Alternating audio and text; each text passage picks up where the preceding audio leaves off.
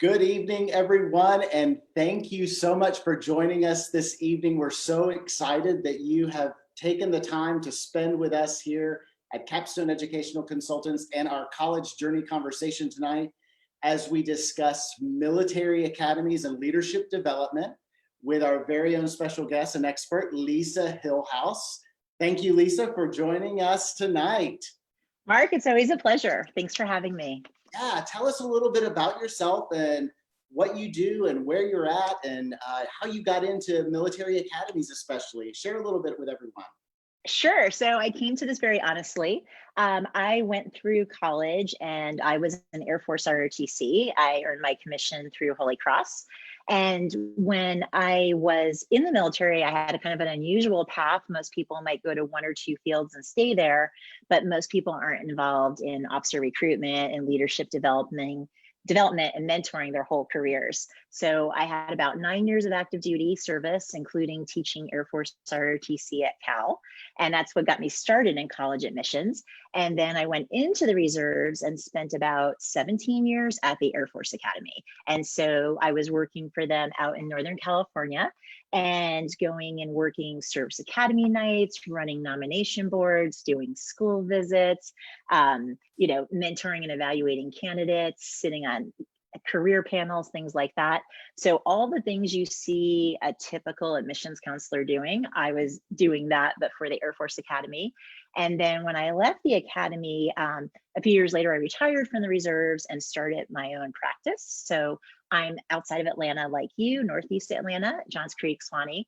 And what I do is work with both students and families and also other counselors who want to help guide their students. But many of the kids I work with want to become military officers. So that whole leadership development and how do I apply to an academy or how do I get an ROTC scholarship, that's really my specialty. And a lot of people are quite frankly afraid to work that process. There's a lot of unknowns, there's a lot of room for error. So I really enjoy, taking that background and kind of finding the next person to take over in the military as like my generation retires. Wow. Yeah. And, like me, you attend a number of professional conferences as it relates to independent education consulting and helping students. And right. I've had the privilege of introducing you in some of those presentations that you've given on military academy admissions. And you have presented side by side with some of the recruiting personnel from some of those academies, correct? Yes. And so I do go on the road and speak to public and high school counselors, IECs like us as well. And that's one of my favorite things, to kind of go out there and partner and say, this is a unique opportunity and who are the kids you should be looking for who could have those transformational experiences, whether they come from a military family and they're the third, fourth generation, or whether they're the first to go to college or the first to have a place in the military. So we need people from all different backgrounds there. Yeah. And, students always are, there's so many students out there that are like dreaming of being in the military or a military academy, and they just don't know kind of what those steps are, because we do know that for a fact that the admissions process and getting into a military academy is quite different than, say, your traditional college or university. And so would you say that it's super helpful to be able to work alongside of someone who, like you, knows that process? Absolutely. There's a lot of room for error. And so the kids who are the most successful start this process early. So early can be middle school when they're planning their high school courses and the activities they want to get involved in. A lot of kids will do research on their own. They'll learn a lot by going to the academy outreach events and websites and talking to liaisons. But a lot of kids don't find out all the different things that you could do and how to maximize their chances. And it's usually by talking to other kids who've gotten in, or somebody like me, where we can say, do you know about Girls State? And have you looked into the Rotary leadership programs? And what about these sports camps? Here's different things you could do. So it takes a lot of work to do the process, but it's also a lot of legwork to see if it's for you. It is not a thing where you can go on the common application and check off the box and be done in 30 minutes. This is not a weekend project. This is a multi-month project. And in reality, I have kids that I work with for several years. on Yeah, it now, at times. you mentioned just a minute ago that some start as early as middle school. Right. That's super early. Like there are families that aren't even thinking about college in middle school. They're worried about getting through 8th grade, right? Oh yeah. So like right now I have a young man I'm working with in Ireland. He just is going to be starting high school. He comes from a military family, his extended family. And so he was like, I want to do all I can to be competitive. He knows it's a long way away. Um, but sometimes like I came into ROTC because my big sister mentor in the dorm recruited me. She was the cadet recruiting officer. And she said, I see this leadership in you and this enthusiasm and energy, and I think it would be a good fit. But I went to college not knowing there was an Air Force Academy or Air Force ROTC. I went to a girls' Catholic private school. No one was going into the military. That has since changed. I'm glad to see. But some of these kids will see the Thunderbirds or Blue Angels, or their grandpa was, a Vietnam vet, and he was a mentor. She was a mentor to them. So some come from a very different path, but you have that same end result. You need that blending of people. But yes, it's good to find out as much as you can from as many people as you can. Yeah, absolutely. I agree totally. Now, before we get too far into this, I want to do a couple things. One is I want to just say thank you to everyone who is tuned in and watching with us tonight. We're so grateful that you're here. Let's make sure if you have a question, shoot it to us. We'd be more than happy to entertain it, and we'll get it to the table, and we'll get it answered if we can. So feel free to write that question in the comment section. We'd love to hear from you.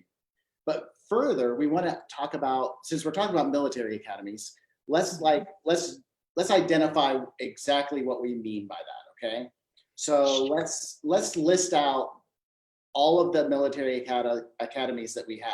Okay, so let's see if we can get an account for them. Go for it. Okay, super. So most people think there are only 3 academies. They think the big 3. More?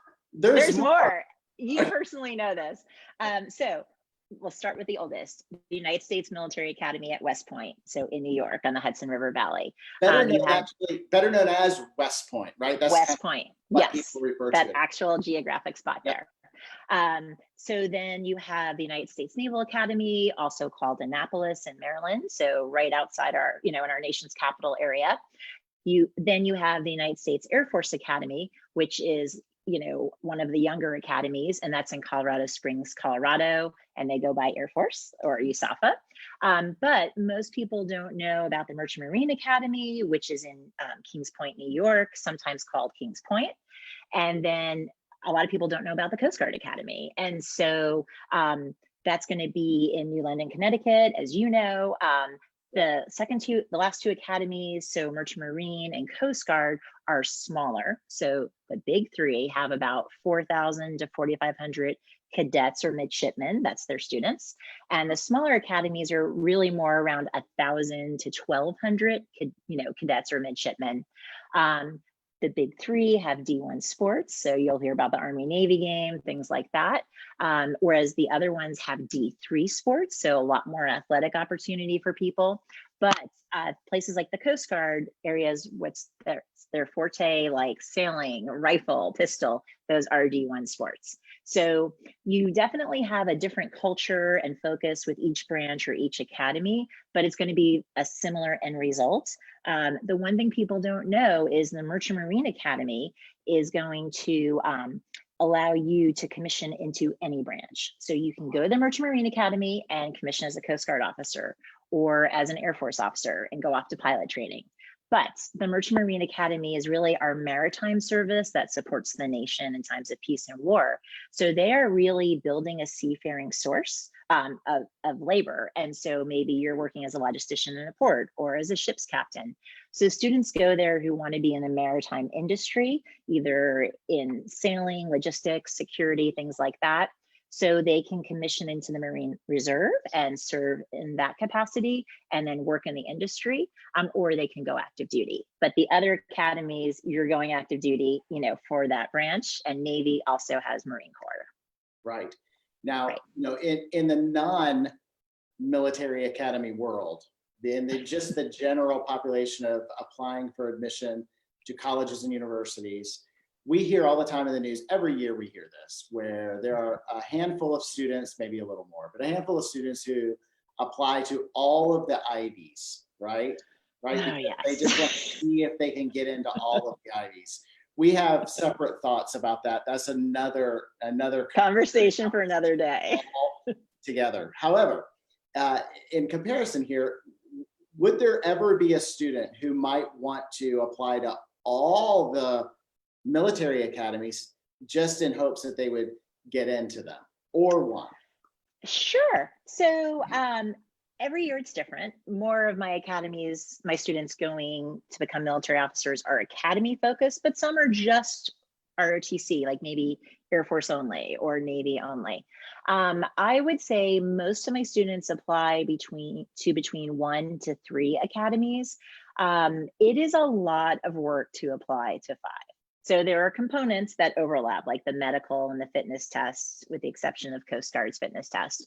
So there's a little bit of synergy between those, but it's 5 different applications. And if the school requires an interview, that could be multiple interviews and recommendations and getting nominations. So it would be hard to get that many nominations, to be honest. I'm sure there's people who've done it. I've never really had someone who's tried to go that far. I have sat on a lot of nomination boards. I've run many of them. And, I've seen other board members say, why do you want to go to these 2 or 3, and rank order them and be very clear about that. And so you do need to know that. But I don't think that every person who could be a good officer would necessarily excel in every branch of the service. So, maybe Marines and Army are great for you, but maybe the Coast Guard isn't your skill set or your interest or your passion or your type of leadership. So I think you have to narrow it down, because applying to an academy and maybe ROTC, that's going to double your college workload. So if you already have 8 to 10 school applications and then you add a few of these, we're talking a lot of work. Like, there's only so much time and energy. That's right. That's right. So yeah, so I kind of fed the point here by being a little ridiculous, I think, in thinking that someone might want to apply to all of them. But my point in doing so is to identify the fact that there's a good fit, right? And so it's really important to know who you are and really what your objective is as an individual. And and you're, like you said, you know what your leadership skills are, and that's their skill set to know really what branch of the military academy might work best for you and your leadership gifts. Exactly. So that was kind of my point. I would hate to be the student myself to apply to all 5. I think there's a great level of insanity that might exist for that individual. However, it's not impossible, as you note, and so that's important. Why exactly would a student, Lisa, decide they want to apply to a military academy? And would it be an exclusive application? In other words, what would be their plan B or plan C if that didn't work out? So I know that's that's a big question. Right. What kind of student would choose to go to a military academy? Sure. So I'm going to flip your question. Yeah, so I want to tell you why you should not go to an academy. Ooh, So number 1, why you should not. So your boyfriend or girlfriend wants to go or is going. That is not the reason to go. That is not a good reason. You're not going to see each other. There's no fraternizing. No, don't do it. Number 2, your mom or dad said that's the only way they'll pay for college. We don't have money. You just need to do it because it's a quote unquote free ride. Do not choose that. There are other ways of paying for college. Another reason you shouldn't go is, I will try it out. My grandpa really wants me to do it. My parents went to an academy, or, I want to fulfill this family legacy. Like here in the South, serving the military is a big family legacy. You can't just go to an academy to try it out, because either you will flunk out or you'll be miserable all 4 years. It's going to be a long college experience, and you only have one traditional undergrad experience. So this has to be like, why do I go? You want to have an incredible academic experience. So you want to be challenged on every single level. So you want top people in their fields, who are doing cutting edge research, who are giving you that experiential learning where you're flying drones or you're doing research, on submarine warfare, or you're learning field tactics, things like that. You want to go because you want to challenge yourself, not just academically, but mentally and physically and emotionally, and just push your limits. Students who love being there are the ones who don't want an ordinary experience. So they want to like elevate themselves by being with like the best people they know. A lot of kids who want to go in the military, really care about service. They really care about freedom and democracy and giving back to others. And so this is a way of saying, I want to give back for the country, that I loved, or that has given so much to my family, and, different reasons like that. That's a really good reason to go, not the guaranteed job after graduation. I think those other reasons are better. In terms of what's your alternate plan. So Coast Guard does not have ROTC. They do have a special college scholarship program that's a little bit different, but Army, Navy, and also Navy has Marine, and Air Force do have ROTC programs. So people don't realize that there's these ROTC programs, and they often don't realize that the majority of officers go through ROTC. So for example, you could have 1,000 commissioned lieutenants from the Air Force Academy, but that same year, ROTC around the country will commission maybe 2,100 officers. So more people are coming from ROTC, not just the Academy. So you can always, if you're like a kid with, good upstanding citizen, so we're not talking drug use, arrest, problems like that. You're physically and mentally healthy, you're in good physical fitness shape, you're at a school that either has ROTC or a crosstown program, and you're a full-time student in good standing, then you can enroll in ROTC as a freshman up through your sophomore year. So you always have that backup, and that's really important. And while you're there, you can compete for a scholarship, and then you have to get a slot in the program to continue in commission. But sometimes people don't get in an academy, but they still got an ROTC scholarship, so they'll enroll, or they'll enroll in ROTC and think, I want to try to get a scholarship and recompete. And often they stay at their school and they're really happy there, and they feel like that's the best path for them. So I definitely see that. Occasionally people will go to community colleges, take the academics they would at the academy, and then do ROTC through a crosstown. So some programs allow community colleges, other programs don't, for ROTC, and then reapply. So a lot of people also don't know that more people get in on their second try than the first time around. So persistence is really going to pay off. So students who are planning or have planned to go off to college, to a college or university, and they either have or have not made a first attempt to go to a military academy, can apply as a transfer student into a military academy. Mm-hmm. Now, with or without ROTC, or either, correct? So it's going to be better if you are in ROTC, because now you're demonstrating interest. So for people who don't know what that is, I like to think of college admissions as a little bit like dating. Like, I like you, you like me, we're a good match. This is a school, I'm not above my weight class, but I'm not, too far above, too far below. Right. So the military loves demonstrated interest. We want to see that you went to our sports camp, or you applied to summer seminar, or you visited, or you've done other STEM related things, or Civil Air Patrol. So being in ROTC is a way of demonstrating my interest, that I want to come to to West Point one day, things like that. And the academies, every year they have kids that maybe their application went awry with the medical, because there's lots of things that could go wrong. And so they're going to reapply, and maybe they went to a private preparatory school or ROTC, but, again, they're going to reward that. Another option, when you talked about alternatives, the academies do have preparatory schools. So Army, Navy, Air Force have their own prep schools. They're either on the academy or someplace else. They can send qualified students there who maybe need a little more maturing, growing, time management, leadership, but primarily academics.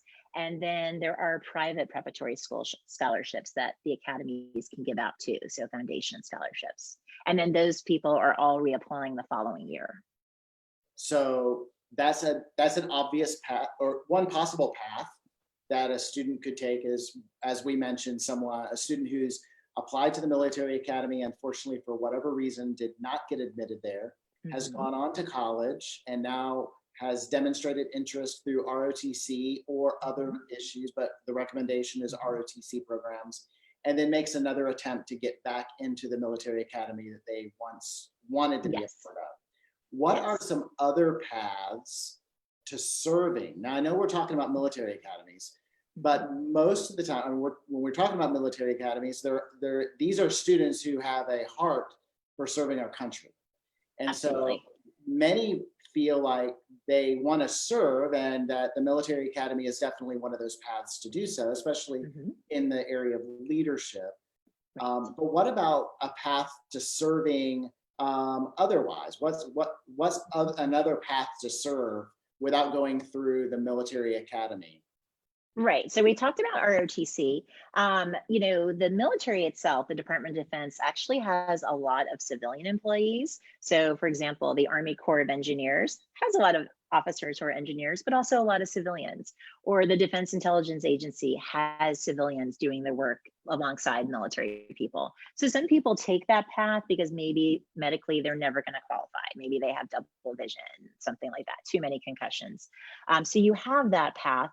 I do see people who say, I don't have money for college. I don't know what I want to do in college. I'm like not ready to commit to 4 years of learning. And so for them, enlisting in the military could be a tremendous opportunity. And I used to do recruitment of enlisted personnel who wanted to go to the academies and ROTC as well. And so what they're doing is talking to an enlisted recruiter, they're taking the ASVAB, they're seeing their skill set, and then they're saying, based on your experiences, like maybe you were a Boy Scout and you made Eagle, or you were in Civil Air Patrol and you made this high rank, you might be able to enlist and after graduation from basic training at a higher rank. And so you're going to have that opportunity to serve for 3, 4, 5 years, get some experience, possibly earn your entire undergraduate degree, and then like maybe go on to officer training school. Or I've had students go into the reserves and go to school part-time, go into the Army Reserve, for example, and get that like life experience, and then also earn money for college. Sometimes those students will join ROTC, get their commission as well. But there's a lot of paths to service. Officers are about 10 to 20% of the military. So they're your leaders and managers, and they're going to be in leadership roles from the day they commission. So they're going to outrank the majority of the military, that serves under them. And they're going to have all the roles you see in the civilian world, like veterinarians, chaplains, lawyers, pilots, nurses, architects, things like that.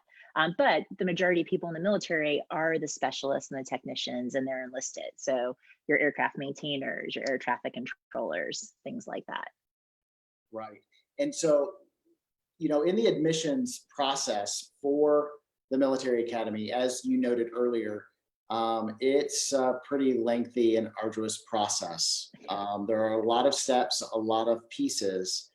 And I felt really compelled because of a news story that came out this past week to bring up this particular point. And as it applies to not just the military academies, but I think it Mhm. has great value for all uh, college students and students who are on a journey to college in the Okay. admissions office. Okay, so as we read this week, or you may not have, but it was posted in the Capital Gazette. There was an incident, unfortunately, of a Naval Academy um, student who was admitted into the Naval Academy, but was not sworn in yet. So he Mhm. was not a cadet at this time.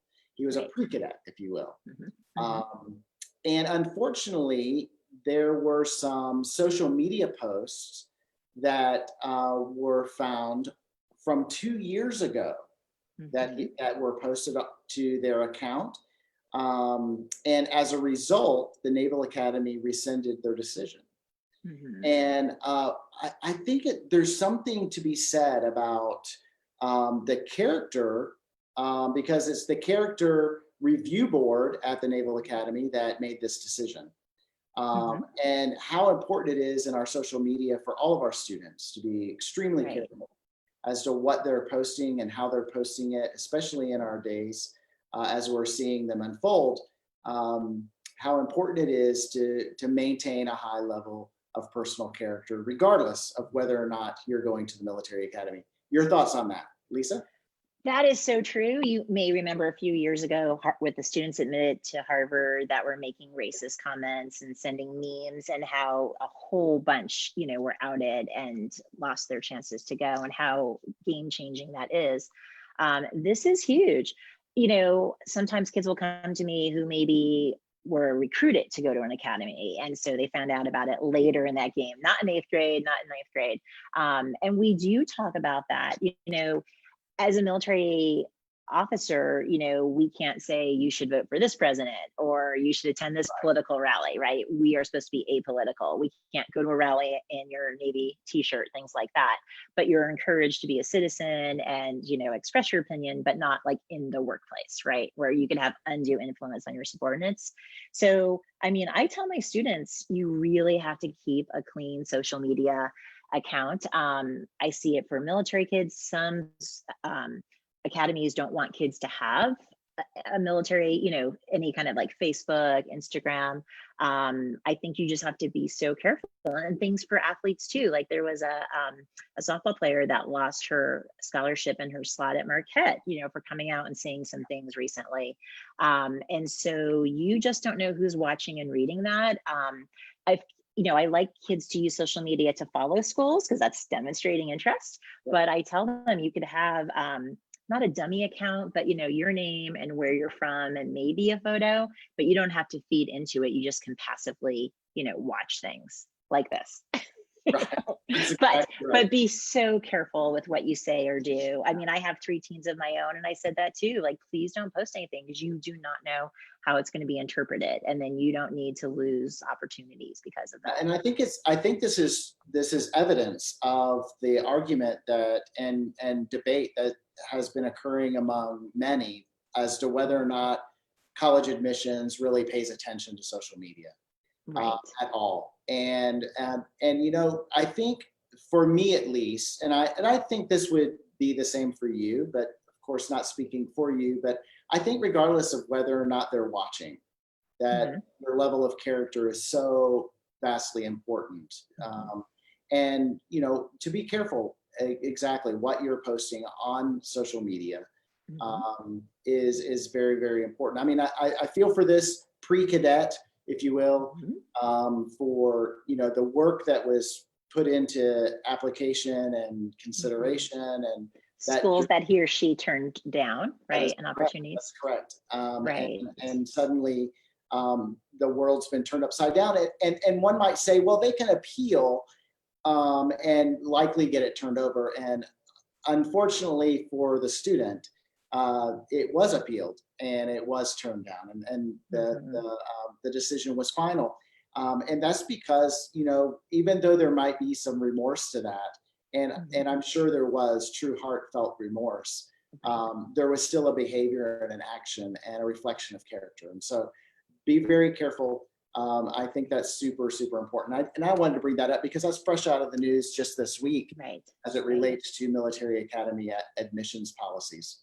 And what you said about character, if I had to break it down to one thing, what the academies are looking for, and also ROTC, but especially academies, because there's such a leadership proving ground, it is leaders of character. That is what everybody's looking for. So do your actions match what's in your heart, what's in your head? Are you living that life? And I've had students go into the academies and do things that were stupid and make mistakes, and have to be held accountable and go before character review boards. I had a student once who caught underage drinking, and he was given a second chance, and later when he was an upperclassman, he sat on that board and he's like, you gave me a second chance and I want to be here to give someone else their shot if they're worthy. So we know that kids are going to make mistakes, but I think especially when my students get appointments, sometimes the moms will be like, I just want to bubble wrap him and keep him at home until it's time to report in, because what if something happens? Like, what if they get in a car accident or something? So yes, I tell students, don't be stupid. Right, exactly, exactly. Well, I want to take just a second to give a shout out to some of our viewers right now. Thank you, David. Thank you, Brooke. Thank you, Jeffrey, for watching us tonight. We're so excited that you've taken a moment out of your time and shared it with us. We're pretty excited about that. Lisa, let's kind of shift gears right now for just a second. I know we've been talking specifically about military academies, but we also were going to talk about leadership development. Right.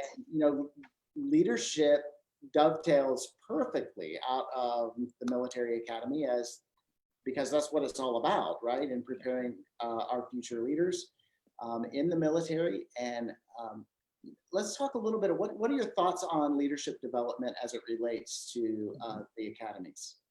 Sure. So if we're talking about how do we prepare, versus like what you'll do there. Okay. Yeah, So yeah. I would say leadership is such a big word, and there's lots of debate. Are leaders born? Are leaders made? I would teach this, when I taught. I feel like you can have an innate ability to lead, but you have to develop it. I don't think great leaders are born. I think they're made. I think you do have to have those seeds in you. But I also think there's different types of leaders. You have the quieter leaders who get to know people behind the scenes, form those networks and alliances. And you also have your charismatic leaders who are the first to get up there and motivate and rally your troops or your sailors. And there's things in between. You have people who focus on transformation in a group or servant leadership. I think that every student listening or parent or counselor, you don't have to be going to an academy to become a leader. So as I think of it, leadership is inducing other people to act for the needs of the organization, the goals of the organization. So I like to see leadership. Of course, we know the common things like, oh, I'm on student council. Oh, I run French club. I'm the team captain. So those could be roles that you're appointed to. But I think you can get as much valuable leadership by starting your own club or creating your own job or picking up a leadership role in your home or your community. So like I had a young woman once who, in the evenings, her mom worked a night shift and she helped all her younger siblings, have dinner, do their homework, put them to bed. And that to me was as, much, if not more important than her being student council president, because she was impacting their lives and she was sacrificing things she wanted to do for the betterment of her family. So I think schools recognize that, the academies recognize that.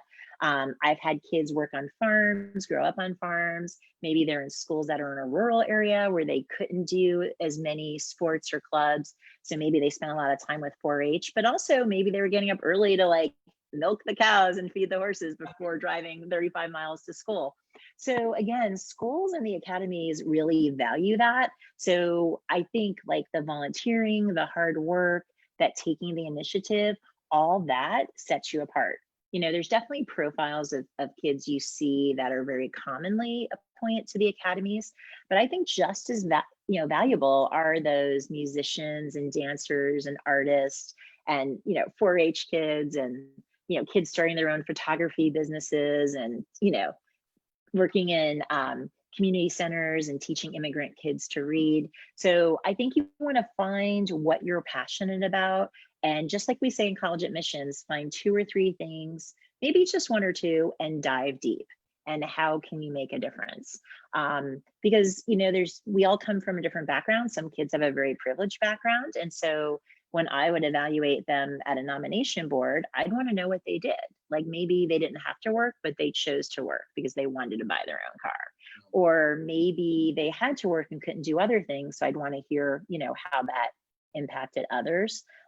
So I think there is a lot that you can do, but I think, being lazy is not going to get you in, but I think across the board, kids who have the ability to have a job, maybe it's just the summer, maybe it's just the weekends, and kids who volunteer, they're going to have a better outcome any place they apply. Because if you don't have to work or, you're not interested in volunteering, like I have to wonder, where are you getting your leadership? Like don't stay home and play video games all day. Get outside and do some other stuff. Yeah, there's a time and a place for a video game, right? But yes, not all day. Not all day, every day. Not all day, every day. Now, right. We had mentioned earlier in this episode tonight about ROTC. And I think as far as leadership development, as it relates to being in high school. Now, we talked earlier about ROTC at the college level, Right. as a way of demonstrating interest. But as it relates to high school participation and ways to get involved, what are your thoughts on ROTC at the high school level? And what if the high school doesn't have ROTC, but you want to do it? Sure. So that is a great point. So it goes back to demonstrated interests, right? I'm showing you I'm committed. So maybe my high school has Marine ROTC and I want to go into the Navy. So that's, a close enough fit. ROTC at the high school, it really varies. Sometimes it's in socioeconomically diverse areas where there's a lot of interest in the military, or just a push to make sure kids have other options that are smart options for them in terms of time outside of school.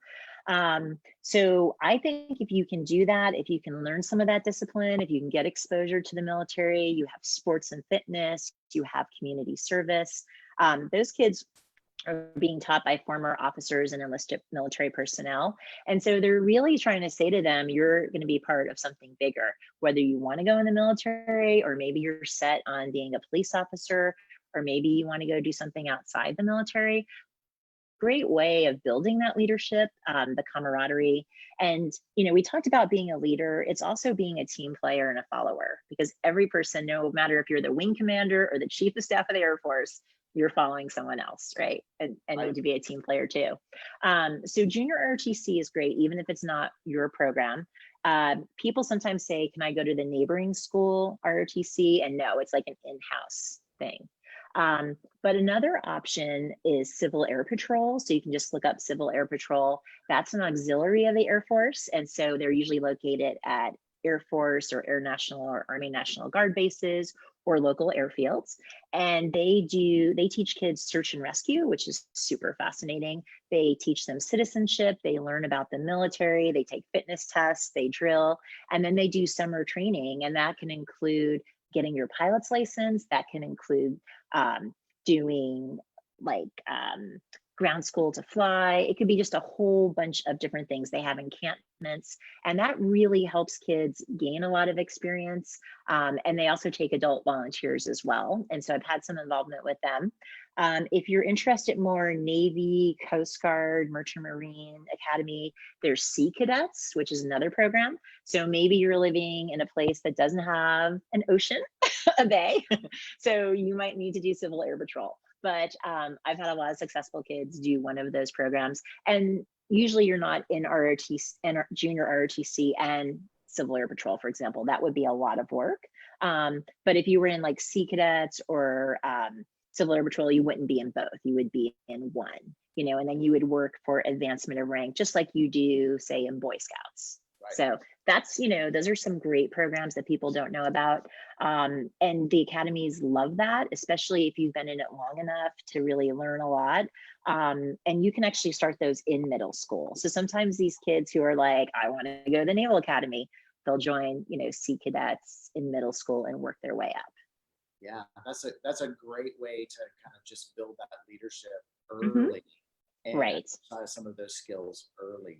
Now, I know we mentioned a lot of things while you may not have hit it well for your first shot to the military academy by doing ROTC at another location. But, we're in the state of Georgia, both you and I'm on the south side below the airport in Peachtree City. You're up on the north side. And so, we are uniquely positioned in the state of Georgia and blessed by having the Georgia Military College. Now that's kind of an interesting approach to the military academies. So where could Georgia's military college play into someone's journey to a military academy?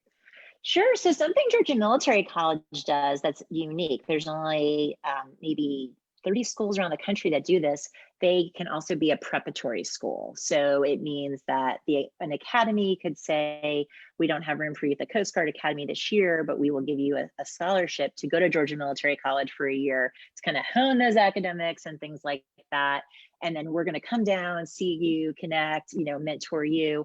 And then our goal is that you're at the academy, next year as a cadet. So that's a pretty neat opportunity. Along those lines, a lot of people, if they're here in Georgia, know about the University of North Georgia. That's a senior military college. So a senior military college is a school, usually they're public, there's one private, Norwich, but typically medium to large size, and they have a big core of cadets. So the University of North Georgia has one of the best Army ROTC units in the country, so that's their focus. But other schools like Texas A&M have all the ROTC programs and a really famous core of cadets. So when you go to these senior military colleges, everyone's not trying to be an officer. Everyone is not in that core of cadets. There are people who do other things, architecture, no interest, etc. But it gives you a chance to have like a more intense experience than you may have in ROTC because you're living in a dorm, you're wearing uniforms to classes. So it's a little bit more like an academy experience. But students in the Corps of Cadets don't necessarily have to be in ROTC or pursue a commission. So like Texas A&M, if you go there and you look at their alumni, most business leaders are coming from A&M and they were in that leadership Corps of Cadets. And it's a real backbone of leadership, for that part of the country. So that's another option. But then those students can also say, I want to be in ROTC and earn a commission too. Yeah, I just think the breadth of opportunities and the breadth of paths to any one of the military academies is so plentiful and not just one way. And Grandma always said, if you get knocked off the horse, just get back on. You may not ride it the same way, but you can at least get back on the horse, right? So that at least you know that you can get back on the path to a military academy. Maybe not look the way you hoped it had, but right. Absolutely. And West Point will say to students, it's not if you get in West Point, it's when you get in West Point. So they love reapplicants. And when I sat on a nomination board, I had two students who came back like a second year. So they went into ROTC, reapplied to an academy. But I had one student who enlisted in the Marine Corps Reserves, went to a 4-year school, got picked up for the Naval Academy prep school, and then on the third try got into the Naval Academy. So we saw her 3 years in a row, and we knew there was no way she wasn't going to excel there because she was willing to go all out no matter what it took. So that's commitment. That is commitment. That's a great demonstration of commitment right there. Definitely. So we've talked a little bit about ROTC. We talked a little bit and kind of drilled home the importance of character. What about academics? Is there a particular level of academics that would be expected in getting into a military academy? Sure. So some academies are going to be a little harder to get into than others based on size, based on nominations, where you're from, things like that. But the academics, they're all rigorous schools. So if you look at the admit rates, some of the academies are as low as 11%, like the Naval Academy. Most are around 12, 14%. Some are a little higher, like Merchant Marine. But that's like the numbers for, Rice and Duke and Johns Hopkins. So tough schools. But as much as the academy wants, scholars, they're not going to take a kid who's the bottom of the barrel academically, but they also want leaders, they want athletes, they want team players and communicators. So maybe you are a great communicator and a great athlete and leader, but maybe a year at the prep school could get you on par academically, right? Because you don't want someone to come in who's going to really struggle. And I've had kids who've been given the option of going to the prep school or getting directly in, and sometimes they went directly in because they thought, why waste a year? And they really, really struggled, especially the first 2 years because your curriculum is STEM based. So every student in academy is taking chem and physics and calculus, which, if you're an English major, maybe not your forte. And so you do need a really strong college prep track. It's really helpful if you've had computer science in high school, more like programming, more like the AP courses, not just Excel and Word, more than that. I absolutely would want to make sure I had bio, chem, and physics. So like what I call the holy trinity of science. If you're able to take a foreign language and take it a little further, that's great. But sometimes kids will trade like that third, fourth, fifth year of a language for engineering classes or doubling up on science classes. And that's, fine too. But also, everyone who goes to an academy is not a STEM student. So like one thing West Point's known for is being really strong in the humanities, which people think it started as an engineering college. Thomas Jefferson, was like, let's get the money. We need engineers to build our country and defend our country. And so they have majors like kinesiology or, military history, but also aerospace engineering, like the gamut. So definitely have that STEM background, but say you want to study Arabic and foreign area studies, then you should be taking AP Poli-Sci and, some of the AP histories, and you should be brushing up on multiple languages or your particular language that you want to go deep into. So, everyone needs to prepare for a STEM background, but you should be taking what is going to help you, succeed in what you want to do as well.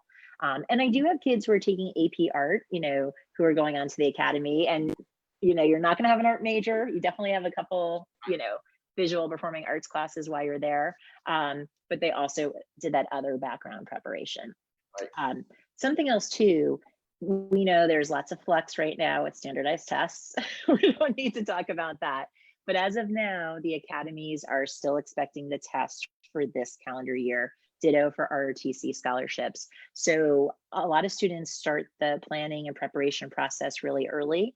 I would say, depending on where you were academically, like if you had Algebra 2 / maybe trig as a sophomore, then going into your junior year, you could be doing your test prep in the summer. And I know you've got some test prep there, and testing in the fall, because the academies have summer programs and those open up that December, January, February timeframe. So those rising juniors, need a test score in that December, January timeframe.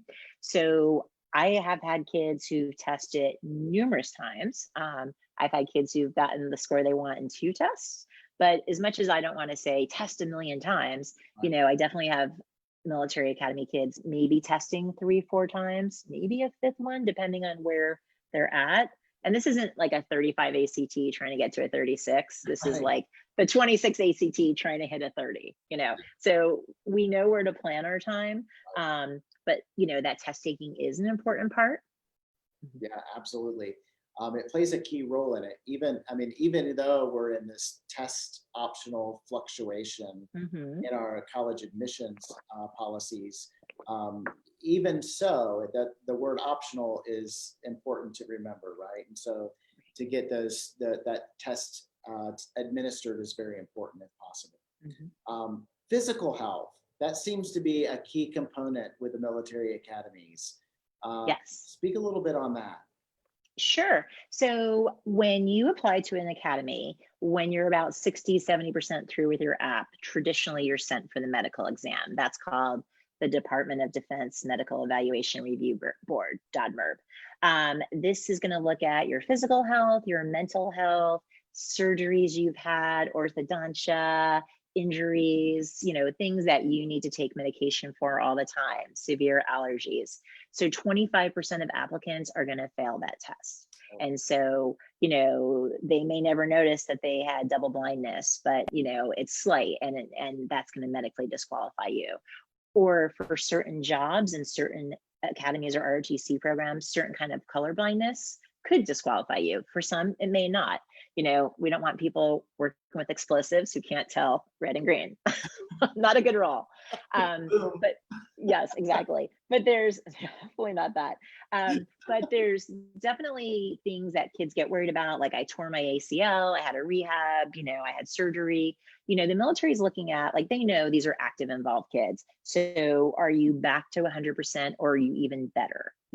So they don't want to see that you can't deploy to an extreme environment without an inhaler or your EpiPen, so we always tell kids, don't disqualify yourself, start the application process early. There's always ways of getting additional tests, giving information. I'm working with a student right now that applied last year and had an incorrect diagnosis, and DAVMER did not certify him. Oh, wow. So now he's reapplying to an academy, and he thinks he's gotten that settled.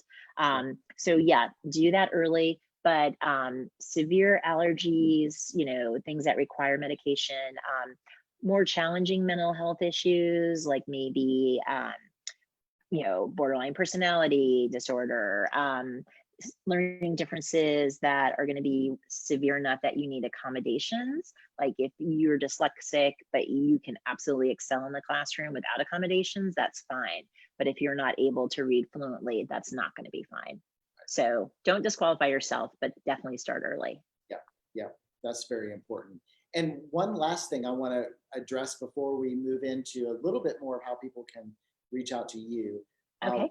One thing I want to mention is the nomination process. That tends to be a really big component of question. Like, how does that happen? Like, I don't know a congressman personally. How you're not going to know me from anyone either. So how Did you does not make a student? big donation?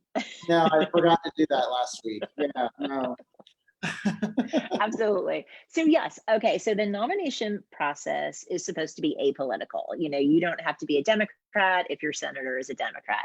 You don't need to have helped on your congresswoman's campaign to get a nomination. There's absolutely people who might make a call, or I've had students who actually are interested in politics and intern in an office. Like, does that hurt? That does not hurt. Not if you're a good intern.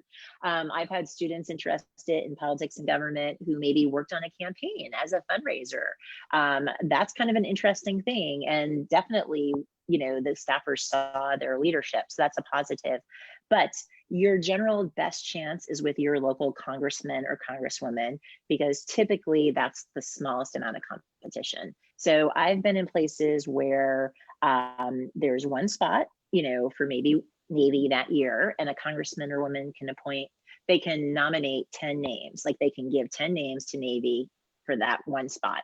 And then, you'll see who gets it. But they might have 30 kids competing. So that's a lot of competition, 1 in 3. But when you get to the senators levels, or places like the Maryland, Annapolis, DC area, it could be really, really intense, because you have all the DoD contractors, you have military members, you have retired military, just lots of more layers of complexity. So you want to cast a wide net, have a really good, strong recommendations, great resume, great essay, but apply to all the sources that you can, so your congressman or woman and your 2 state senators. So it's a little different if you're like in Washington, DC, you actually have to go through the vice president for that. Or like my student in Ireland would have to go through the vice president for a nomination, because he doesn't have like a home of record here. But absolutely do that. And then all students can apply to the vice president too, but that's a very small number. Military students, so like if you are in ROTC, you can actually get a nomination from ROTC.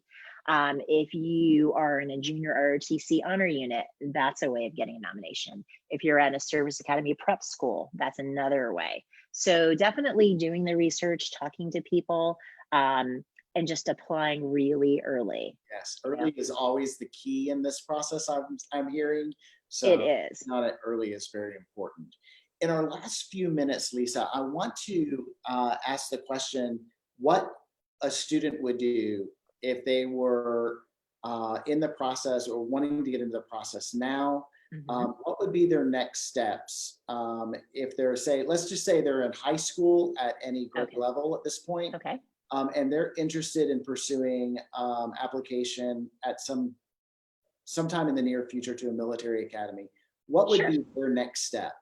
Okay, so getting on the mailing list, right? Demonstrating interest. So you can get on a mailing list in 8th grade for West Point. So you're just in their database. And so when their regional officer comes to Jacksonville, Florida, and they're at the Marriott doing an academy night, you can go and meet up with them and just learn about these different opportunities. So get on the mailing list, go to the Academy website, see all you can. Say you wanted to go in the Marine Corps, go to the Marine Corps website, read about Marine ROTC, learn all you can. Absolutely, students can reach out. Like on the Coast Guard Academy, they do a wonderful job with their liaison officers. So they'll have their bio, all about their background, how to reach out. Students can start a conversation with them, even if they're like a freshman or sophomore in high school, and say, how can I be more competitive? Can I do an informational interview? Each academy either has admissions staffers, or they have admissions liaisons or field force reps, blue gold officers who are volunteers who are helping facilitate that. So the academy can say, oh, the Army field force rep for Austin, Texas is, Major Smith. Why don't you reach out to her and find out more? I would say look at those activities like we talked about, junior ROTC, Civil Air Patrol, Sea Cadets. And then if a student's going on an academy website, there's going to be sports camps for many of the academies, not all, and they're not all sports. But of course, like maybe it's sailing. So for Navy, that would be a great camp for you, or crew, because that's a really strong team. That's a way of getting on their radar. And then Army, Navy, Air Force, and Coast Guard have summer programs as well that we talked about that juniors can apply to. The Naval Academy has STEM camps for rising 9th and 10th and 11th graders. And those are really fabulous. They also have some for underrepresented students as well. So again, this is all on the Naval Academy site. And that's something, even if a student's like, I want to go to Air Force, but like Air Force doesn't have a camp other than sports for like rising 9th graders. So go to the Navy camp, try it, like keep trying. So maybe tried in 9th grade, you didn't get into STEM camp, try again in 10th grade, etc. Don't give up. Then I would say too, if you have the opportunity, not right now, but down the road, you can definitely visit the campuses. There's going to be campus tours and missions briefings. Absolutely see those and see what feels, right to you. And then also sometimes kids will do volunteering. So maybe with the VA clinics, maybe they'll talk to the local VFW. Do you need volunteers? If they're in those programs like Sea Cadets, they're already doing military related volunteering. So even if there's none of these opportunities, like reach out to organizations like Blue Star Moms and say, I'm interested in doing something for our soldiers who are deployed, our sailors, what can I do? Right. So there's definitely a lot of things out there, and call me, happy to help with that. But, you can do a lot of that legwork on your own. And sometimes it's really pointing kids in the right direction. Right. Well, speaking of calling you, let's talk a little bit about how people can actually get in touch with you who might be on a path to military academies and are looking for someone who needs a little help on that with the expertise that you have in that. How would they reach out to you? How would they find you? Sure. So go to my website. It's Hillhouse, HILLHOUSE, like it sounds, collegeadvising.com. And I have a section on there called media, and it's podcasts, webinars, articles I've been involved in or written. And so there's definitely a lot of free information. So please avail yourself of that. I do have a Facebook page, LinkedIn, Instagram. It's all on that hillhousecollegeadvising.com. For students with the military, on Facebook every Monday, I post something military related. So it might say like the Army ROTC scholarship just opened. Here's the link. Or, here's the commissioning ceremony at Coast Guard if you want to watch it, or some other kind of thing like that. And so, yeah, absolutely, feel free to reach out and I'd be happy to help. And of course, if anyone did not get a chance to write any of that down and you would like to reach out to me, I can definitely get in touch with Lisa myself on your behalf. So I would be more than happy to do that. Lisa, thank you so much for joining us tonight on College Journey Conversations and talking about military academies and leadership development. We're super excited to have you tonight. It has been an extra special guest moment. And we look forward to interacting in the near future. We want to thank everybody who has joined us tonight, who is still watching and still listening. We thank you too for joining. Without you, we would not, this would not be possible. So thank you very much. And we wish you all a good night. Good night. Thank you.